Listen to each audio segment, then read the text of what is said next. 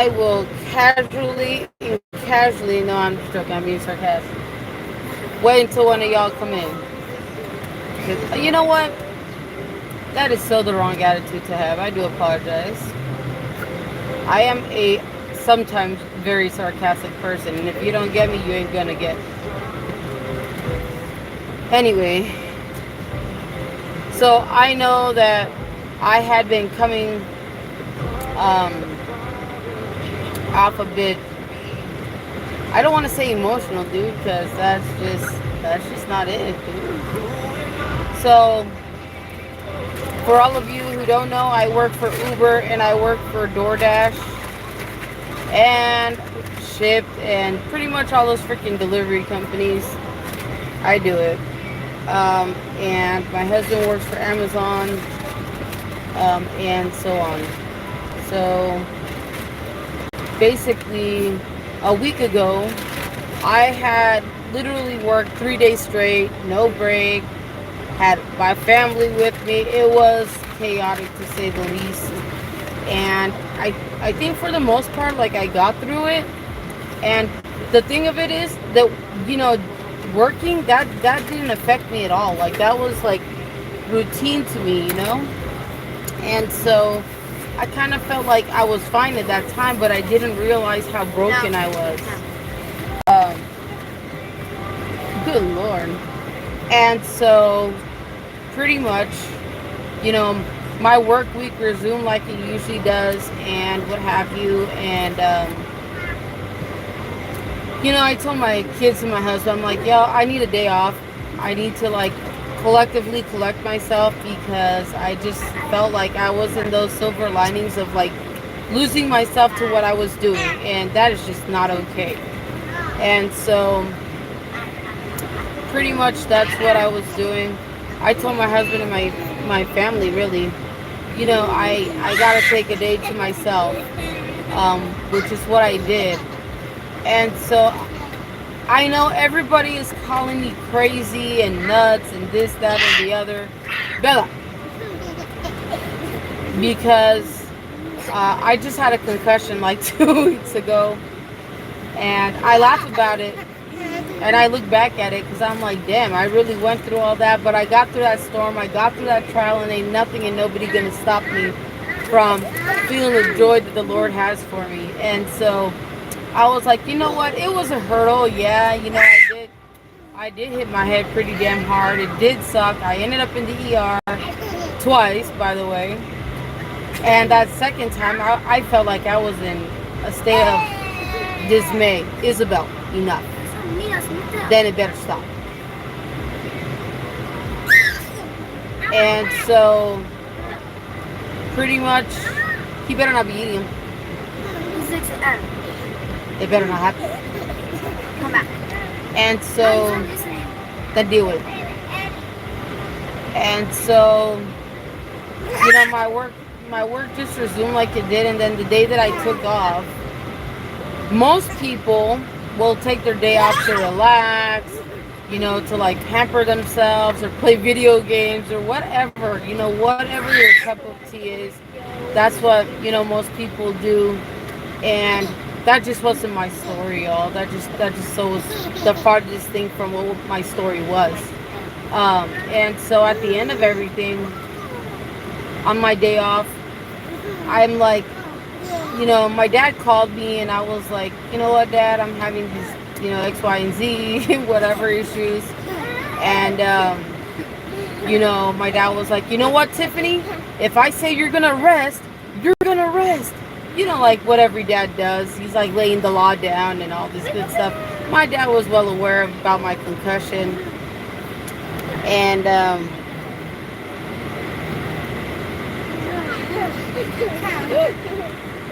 crap. Oh, okay, cool. Yay, it worked out. Hoorah. Anyways, so like I said, I had my concussion 2 weeks ago. So I've been kind of in these like intermittent like phases of recovery, if you will. Like, man, some days are better than others. Like my husband will tell you, some days I be sounding all 50 shades of whack. Some days I don't make no fucking sense at all. Some days I make perfect sense and people understand me and the shit that I'm trying to get done. And there's just some days that nobody gets anything that's coming out my mouth. Man, and I'll tell you, it's been a hell of a process. It's been a hell of a recovery. My dad said that I was insane for not resting the way I should. He even went as far as to say, I want you in bed for 3 days straight. I don't want you up and out. I don't want you working. I don't want you cleaning. Tiffany, I know you're hard-headed and I know the way you are. And so that's what Dad said. I mean, why am I talking to y'all like he's your dad, dude? No, that's what my dad said. And so I literally was not able to work for 3 days straight. And I believe that because of the love that my dad showed me, that played a very massive part in my recovery. I think that those 3 days that I just chilled and laid in bed and watched, crime movies, chilling with my family and what have you. Of course, I wasn't going to do that all day because the school semester has begun, but, I did the stuff that I had to do, so then that's what I chose to do the other half of the time. Anyways, and so, all was good and well there, and then come that time to pay everything off, and then that's when the real struggle began. And I think I speak for so many Americans when I say, life is only getting harder spiritually, financially, and emotionally. And so that's just the closest thing to the truth that we get to. And to hear this come out of my dad was so insane, because my dad said, you know what, Tiffany, I know you're hard-headed and I know you don't like to listen, but this time you are going to listen to me. And I was like, wait, what? I just was in this state of I couldn't believe what my father was telling me type of a thing. But dads, let me tell you guys something. All you daughters out there that are prodigal daughters, that y'all just don't be liking to listen and what the heck ever. Y'all don't think your dads know what's on your heart, and your dads absolutely do know your heart and then some. And so, long story short, these past 2 weeks have been very kind of challenging for me, in terms of like my concussion, because like I said before, some days I can fluidly speak and people absolutely understand me, and then there's just other freaking days where I sound like a hot mess express, like nothing I'm saying is making sense or anything. And so the frustration is always there. Oh God, I never knew how hard it was to live your life after surviving a concussion. I was always aware that my brother had one, but I was never really truly aware of the challenges and struggles he faced throughout his life after the fact. And so I was like, wow, so like my respect for my brother, went from a very medium level of understanding to all of a sudden I just faced one myself, and I suddenly I'm faced with those eventualities, those realizations and things like that. So I'm definitely blessed that God, saved me. He gave me my life back. I'm even more blessed that my daughter was there when I had my concussion, because had my daughter not been there, I probably would have passed away. I literally was on the brink of losing my life, y'all. And Isabella was the saving grace in this situation, because she never left my side. And why am I getting emotional? Didn't I just literally tell you guys I'm not going to get emotional? You see what I mean? It is so annoying. Oh my gosh.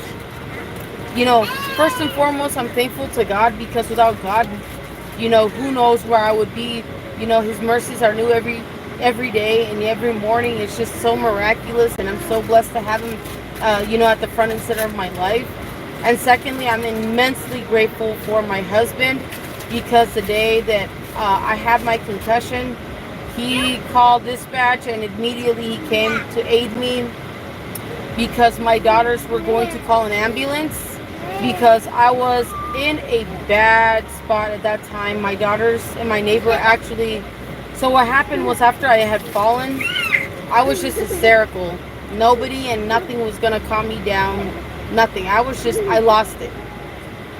And so my neighbor heard, and my neighbor immediately came to my door, was asking both of my daughters what had happened, and they were like, oh, my mom had a concussion. But you got to understand, when a child is trying to to say that an adult had a concussion, they don't use the medical terms. They're like, oh, my mom fell and hit her head.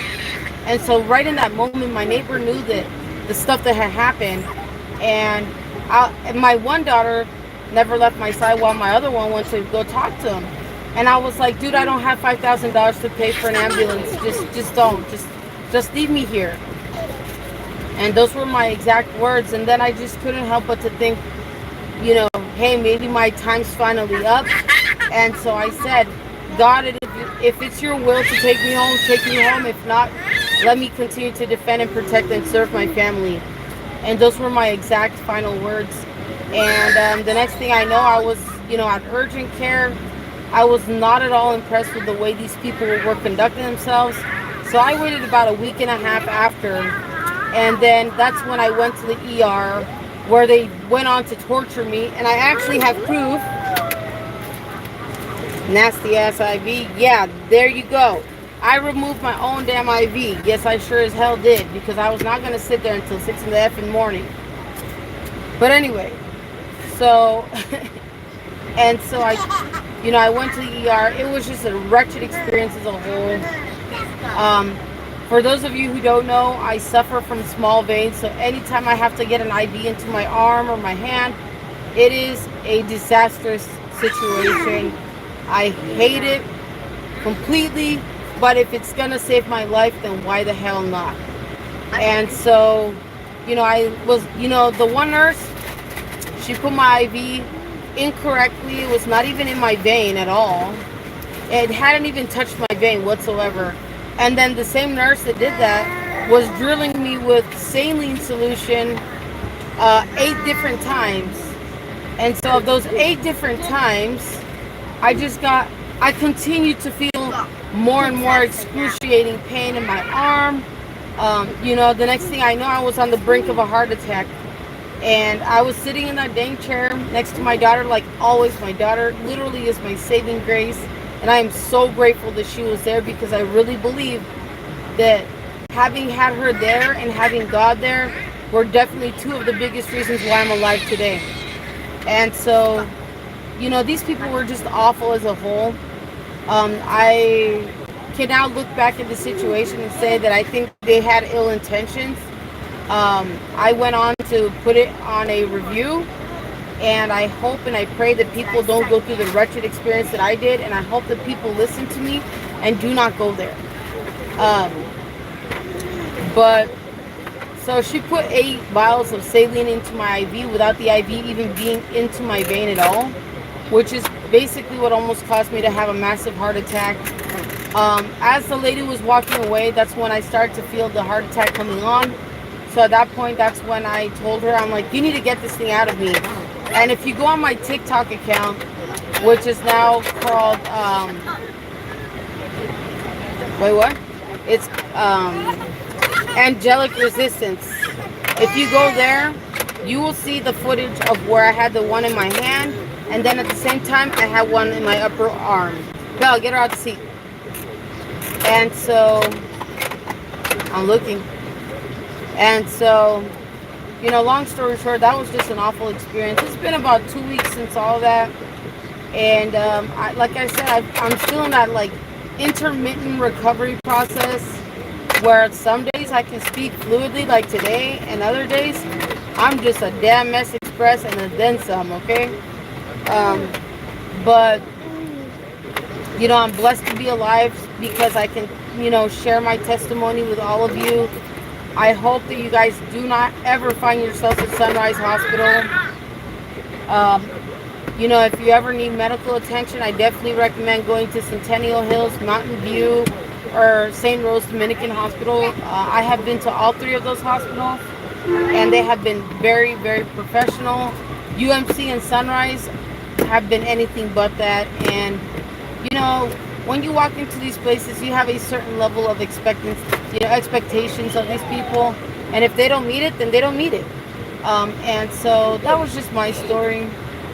And in terms of like my recovery, I think I'm doing well.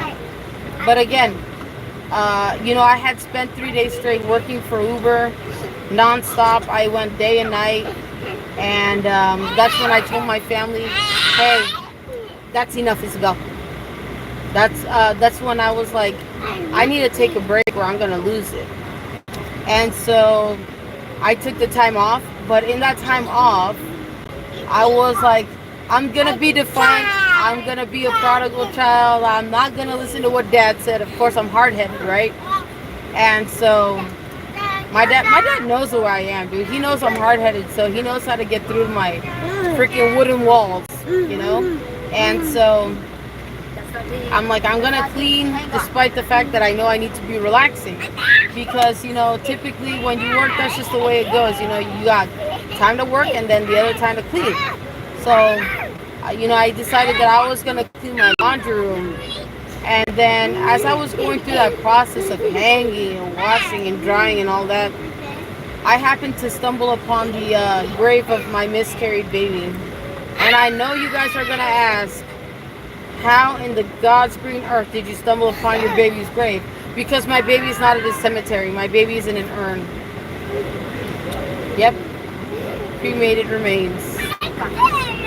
And so my baby's urn was there. And that just broke me down into pieces. Like, I don't know if I was at that tipping point where it could go either direction. I really don't know, and I can't say, if I'm being honest with all of us. But what I can say is that as soon as I saw it, I broke down. And I broke down so badly to the point that my neighbor got scared. Okay? Y'all, come on now. Y'all know the way I am, and I don't be doing shit like that. But, when I seen my baby's urn and, the cross and all of that, it just took me to a whole other place. And I was talking to my husband about it, and I was like, so what do you think about all of this? He was pretty emotional himself. And that stopped. And then the second day, I just felt like I was clinging onto my faith, like literally hanging there. I'm like, I know that God's promises are always true. They are always on time. And, He's sufficient. So I trusted in that. And I believe that that's why today I'm doing a little bit better. I'm able to kind of like verbalize it a bit to y'all. Bella. I'm able to talk to y'all. And that just is what it is. I just wish that, he was still here with us, that I could hold him and tell him how much I love him and what have you. But, some parents that have miscarried babies, like myself and my husband and quite a few others, they say that their children are too beautiful for this earth, that their little souls and spirits are just, it's too much to bear. And so, that's why, that happens. But, I'm blessed to be alive. I'm blessed that I still have my family. And above it all, as much as it hurts to pray and to praise and worship, I know that God is sufficient. I know that my baby that I lost is in good hands. What better hands to be in than the hands of the Lord. And so, I know, I am not going to start crying. I am not going to cry. But I know my baby's in heaven. I know my baby's, doing well up there. Part of why I broke down was because the only way that the baby could reach me was through doing something very obvious.